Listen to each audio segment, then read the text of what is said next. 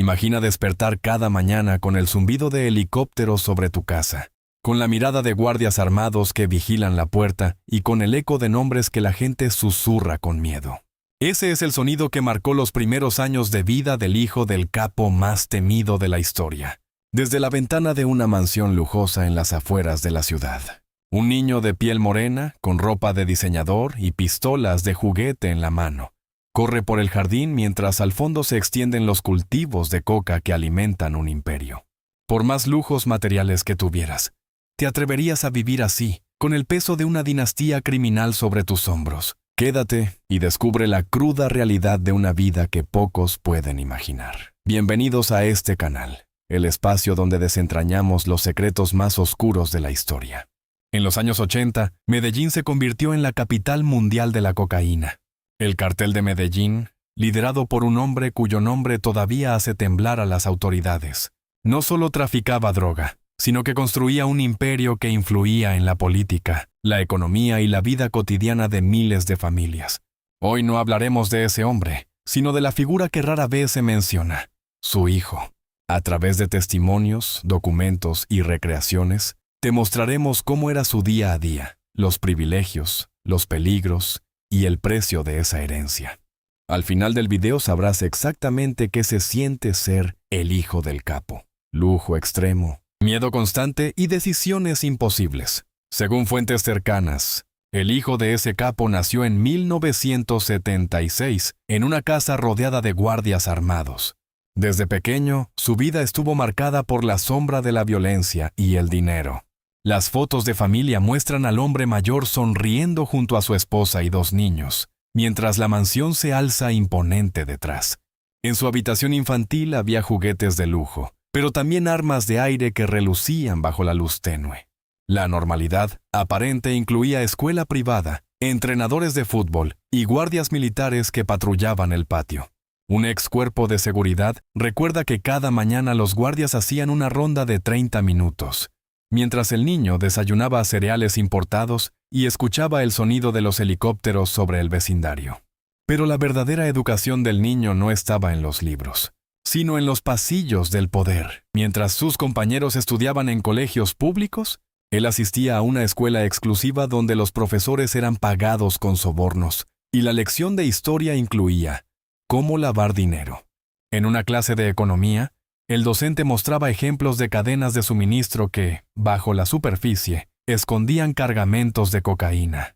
Animaciones revelan cómo el dinero de la droga se infiltraba en bancos locales, disfrazado de inversiones en construcción y deporte. La doble vida se hacía evidente. Por la mañana, clases de arte y deportes. Por la tarde, encuentros discretos con traficantes y cursos de manejo de armas. Un exalumno recuerda que el niño siempre llevaba una libreta con números de cuentas bancarias, anotando movimientos que nunca vería en una hoja de papel escolar. Con la educación completa, el siguiente paso era el negocio familiar. A los 12 años, ya acompañaba a su padre a reuniones clandestinas. En fincas aisladas, bajo luces tenues y el ritmo de salsa y parranda de fondo, se mezclaban políticos, militares, famosos y narcotraficantes. Las manos intercambiaban maletines que crujían al abrirse, revelando paquetes de papel que contenían más que billetes. En esas mesas, el joven aprendía el arte de la negociación, la lealtad y la traición. Un testimonio de un antiguo colaborador describe cómo el niño observaba en silencio, absorbiendo cada gesto, cada palabra, mientras su padre dictaba órdenes que podían cambiar el destino no solo de una ciudad entera, sino de todo un país. Esa exposición temprana forjó una mentalidad distinta a la de cualquier niño de la época. Sin embargo, la vida de lujo también estaba plagada de peligros. Cada noche, los muros de la mansión eran rastreados por drones y la radio local anunciaba recompensas por información. Los guardias, aunque leales, vivían bajo la amenaza constante de traiciones internas. El joven aprendía rápidamente que la confianza era un lujo que pocos podían permitirse. En una ocasión, una explosión sacudió la zona residencial. Los vecinos despertaron al sonido de cristales rotos y al olor a pólvora. Los guardias corrieron al punto de origen, descubriendo que una bomba improvisada había sido colocada bajo la entrada principal. El niño, escondido detrás de una cortina, vio cómo la seguridad se desintegraba en cuestión de segundos. Ese episodio dejó una marca indeleble. La violencia no distinguía entre enemigos y familiares. A medida que crecía, también lo hacía la presión de representar a un imperio. En fiestas exclusivas, la gente le ofrecía copas de champán mientras susurraba que él era la clave para mantener el equilibrio entre el mundo legal y el clandestino. Los medios de comunicación lo retrataban como un niño mimado, sin comprender que cada sonrisa ocultaba un cálculo frío. Un periodista de la época describió cómo el joven, sentado en una silla de cuero, escuchaba conversaciones sobre rutas de transporte, negociaciones con políticos corruptos y estrategias para evadir a la justicia. La vida se convertía en una constante actuación, donde cada gesto debía ser medido y cada palabra calibrada. Esta dualidad entre el lujo desbordante y el miedo constante definía su existencia.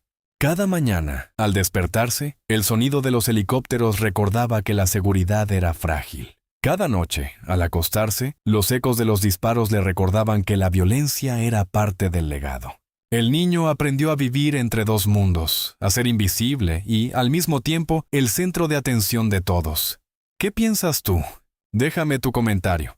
De verdad quiero saber tu perspectiva sobre cómo sería cargar con esa herencia. En los próximos minutos seguiremos explorando los momentos clave de su adolescencia, sus decisiones al asumir el control de ciertas operaciones y el inevitable enfrentamiento con la ley y los rivales. La historia no solo se trata de poder y dinero, sino de las cicatrices invisibles que deja un legado criminal en la mente de quien lo hereda. Si esto te está abriendo los ojos, suscríbete, dale like y activa la campana para seguir descubriendo los rincones más oscuros de la historia. A los 16 años, el joven ya era testigo de los primeros indicios de la caída del imperio que su padre había construido. Las noticias de los enfrentamientos con la fuerza pública se filtraban entre los corredores, y los rumores de traiciones internas se convertían en susurros que se escuchaban en los pasillos de los vestíbulos. Un día, mientras paseaba por los jardines de la residencia, escuchó a dos de los capitanes discutiendo en voz baja sobre la posibilidad de que uno de los lugartenientes estuviera vendiendo información a la policía. La tensión en sus rostros era palpable, y la mirada del joven se cruzó con la de uno de ellos, quien, sin decir una palabra, le hizo señal de que debía permanecer al margen. Ese gesto le mostró que en el mundo del narcotráfico, la confianza era un bien escaso y que la lealtad podía ser comprada o vendida en cualquier momento. El contacto con el negocio se intensificó cuando, a los 18 años, su padre le confió la supervisión de una de las rutas más lucrativas que cruzaba la frontera. No era una tarea sencilla. Debía coordinar a los conductores, asegurarse de que los camiones estuvieran cargados correctamente y que los puntos de control estuvieran libres de inspecciones.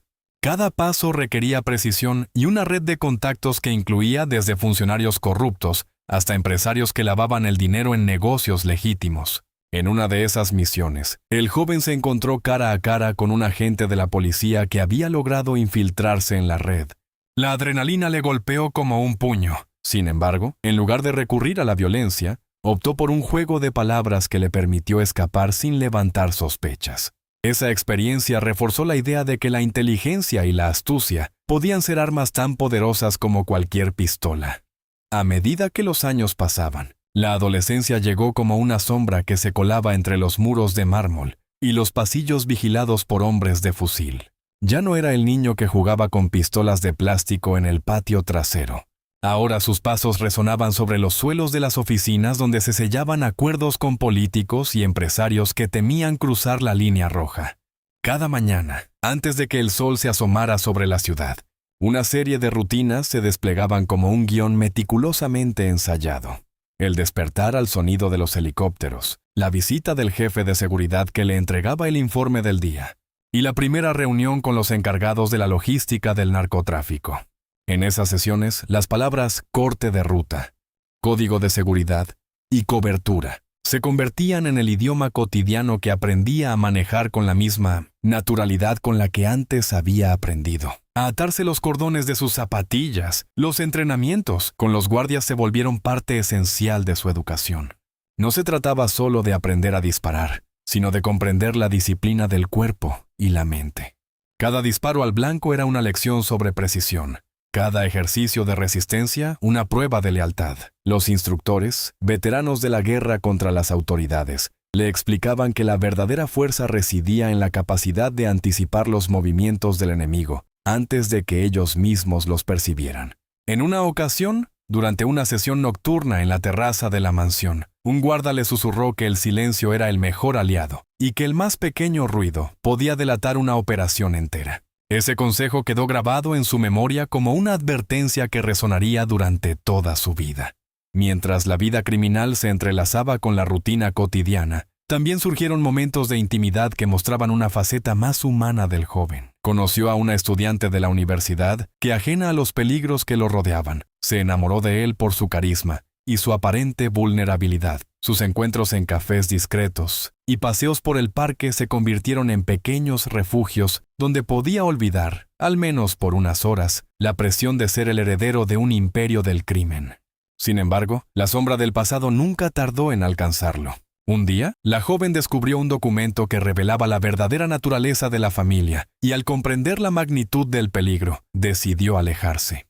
Esa ruptura dejó una herida profunda, recordándole que el amor y la confianza eran lujos que no podía permitirse en su mundo. Con la muerte de su padre, el panorama cambió drásticamente. Las autoridades intensificaron la persecución y los rivales vieron la oportunidad de reclamar territorios que antes estaban bajo el control absoluto. El joven, ahora convertido en el cabeza visible de la organización, tuvo que tomar decisiones que marcarían su destino. Optó por reorganizar las operaciones, trasladando los centros de distribución a lugares más remotos y reforzando la red de comunicaciones con códigos encriptados. Cada movimiento era una apuesta contra el tiempo y la vigilancia de la justicia. En una reunión clandestina en una bodega abandonada, los principales capitanes debatieron si debían negociar una tregua con los rivales o enfrentarlos directamente. El futuro de la organización pendía de un hilo, y la presión sobre sus hombros se hizo insoportable. La presión no solo venía del exterior, también surgieron tensiones internas. Algunos miembros de la organización, cansados de la constante amenaza, comenzaron a cuestionar la autoridad del nuevo líder. Se gestó una revuelta que culminó en un violento enfrentamiento en los corredores subterráneos de la ciudad. Las balas resonaron en los túneles y el joven, armado con una pistola que había heredado, tuvo que defenderse de antiguos aliados. Esa noche, mientras la sangre se mezclaba con la lluvia que caía sobre los techos, comprendió que el legado de su padre también llevaba una carga de violencia que no podía ser evitada. Cada decisión que tomaba implicaba la posibilidad de perder a quienes alguna vez consideró familia. A medida que la persecución se intensificó, los agentes de la justicia lograron capturar a varios de sus principales colaboradores. Las confesiones de los detenidos revelaron detalles íntimos de la operación, poniendo en riesgo la seguridad del joven y de su familia. En una noche de tormenta, la casa fue rodeada por helicópteros y patrullas que iluminaban la oscuridad con luces intermitentes. Los guardias, siguiendo protocolos rígidos, se posicionaron en los puntos estratégicos, mientras el joven se ocultaba en una habitación secreta bajo el piso. Desde allí, escuchó el sonido de los disparos y los gritos que resonaban en los pasillos.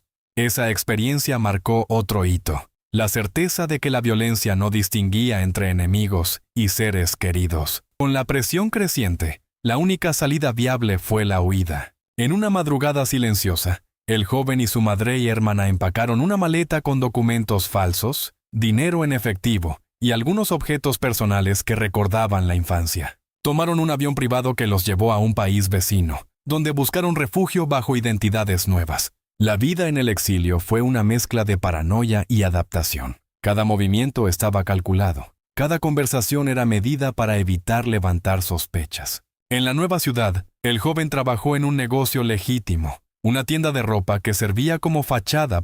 Sin embargo, la sombra del pasado nunca desapareció por completo. Los recuerdos de los helicópteros, los disparos y los rostros de los guardias vigilantes seguían persiguiéndolo en sus sueños. Con el tiempo, la presión de la culpa y la constante vigilancia comenzaron a afectar su salud mental. Comenzó a experimentar episodios de insomnio, pesadillas recurrentes y una sensación de vacío que ninguna cantidad de lujo podía llenar. En una conversación íntima con un psicólogo anónimo, confesó que la única forma de sobrevivir era desconectar de la realidad, sumergiéndose en el mundo de los videojuegos y la música. donde los obstáculos eran ficticios y las victorias se podían lograr sin sangre ni muerte. Esa escapatoria, aunque temporal, le permitió mantener la cordura mientras el mundo exterior seguía persiguiéndolo con sus sombras. Hoy, al mirar atrás, el hijo del capo reflexiona sobre la dualidad que marcó cada uno de sus días. El brillo de los autos importados y los relojes de oro contrastaba